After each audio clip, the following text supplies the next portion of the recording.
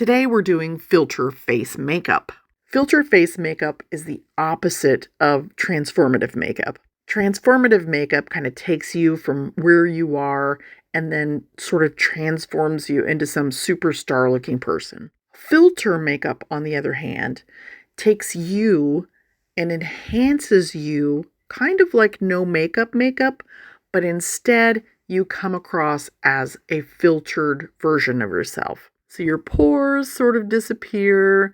Your color is in all the right places. It kind of reminds me of when my grandparents would go get their portraits made professionally, and when you'd get the photos back, they would be beautifully airbrushed. The fine lines and wrinkles and pores wouldn't be visible, and my grandmother would have these beautiful rosy cheeks. So here's how you can get this beautiful everyday look. I started with a Maybelline Master Blend. That's the primer and base. Over that, I added my Estee Lauder Double Wear Foundation, and last I added my French Face Concealer.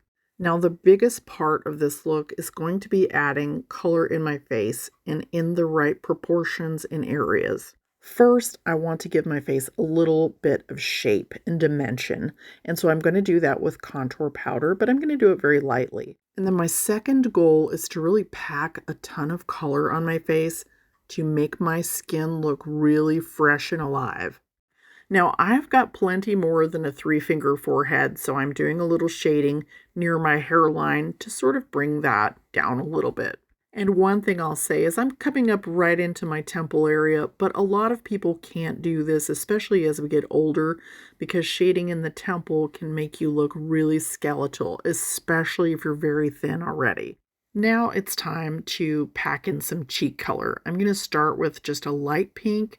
It's just going to go kind of on the balls of my cheeks. And then I'm going to take a big fluffy brush and I'm just going to spread a little bit of that color across my forehead as well. To really make colors in your face look very natural, you need to distribute them in more than one area. And today I'm using several different colors of blush.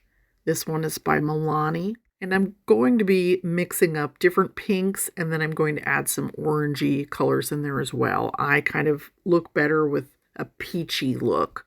Now, I did a soft contour before, so I'm just going to use my e.l.f. stick to add a little extra contour there, and then I'm just going to do kind of like a horseshoe around the tip of my nose. This is all going to get blended out and be very soft.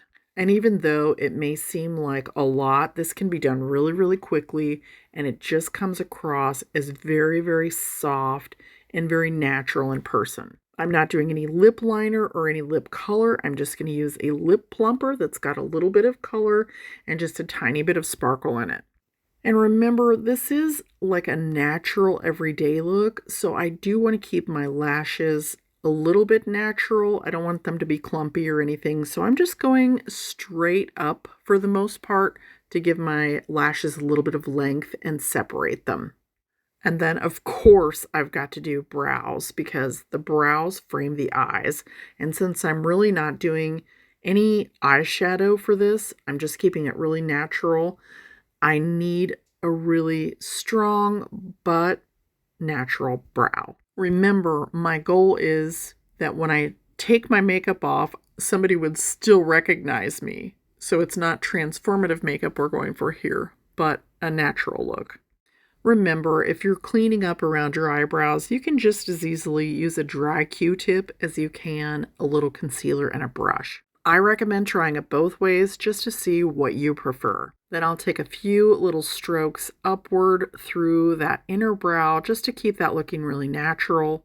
Now that's looking pretty good, but now we're going to do some magic. This is the Laura Mercier Peach Bronze Liquid Highlighter, and it is gorgeous. And I'm going to show you how to do this so that you can actually enjoy those beautiful shimmers and that gorgeous glow without it taking over your face and making you look older. Okay, so let's blend these out. They blend like butter. So easy, definitely something that even beginners can make look gorgeous. And remember, when you're applying color to your face, try to put it in more than one area, because if you just put it, say, on your cheeks, it may look a little disconnected. So spread it around a little bit. Now I'm using a tubing mascara, so this is not going to interfere with my mascara by putting that on my lids. But if you're not using a tubing mascara, I would avoid putting that on your lids. Spraying this down with setting spray to keep it in place. Now for the second part of the magic. You're going to take your setting powder.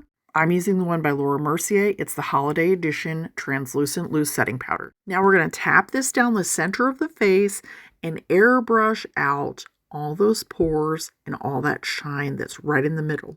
And on the outside, we're still going to have that gorgeous glow. So now you can get the best of both worlds, a beautiful glow and an airbrushed look. Give it a try.